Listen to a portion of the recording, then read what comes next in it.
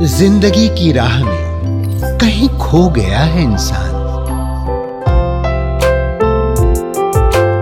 मंजिल मिल जाएगी, जरा खुद को तो पहचान।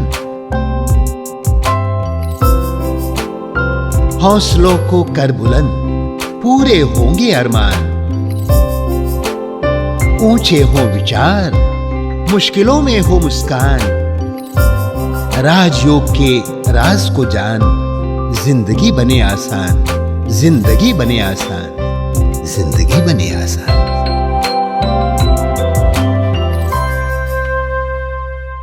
नमस्कार, ओम शांति। आपका हमारे शो जिंदगी बने आसान में स्वागत है। दर्शकों, कई बार हम बहुत जल्दी लोगों को जज कर लेते हैं उनकी पर्सनालिटी के ऊपर।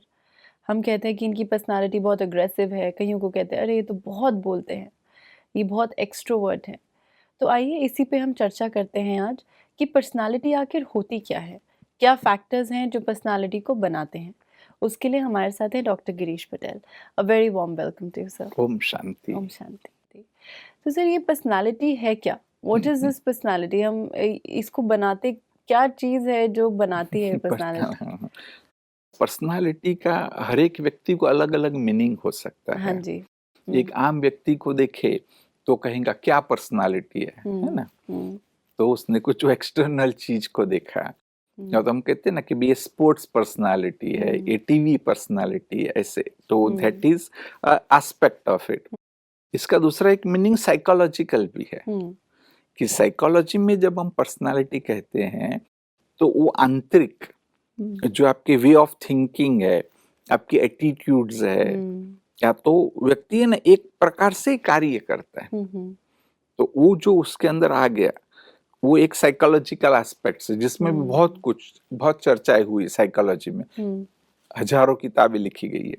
और तीसरा पहलू ये भी आ सकता है कि आध्यात्मिक एस्पेक्ट।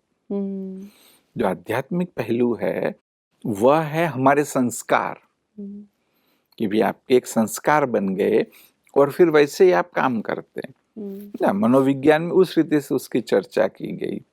और आध्यात्मिकता में जब पर्सनालिटी, तो ये भी भाव है कि आपका ऑरा, किसी व्यक्ति को आप मिलते हैं, हो सकता है कि उसने बहुत अच्छे कपड़े पहने, अच्छे से मेकअप किया, लेकिन आप पर वो प्रभाव नहीं डालता है।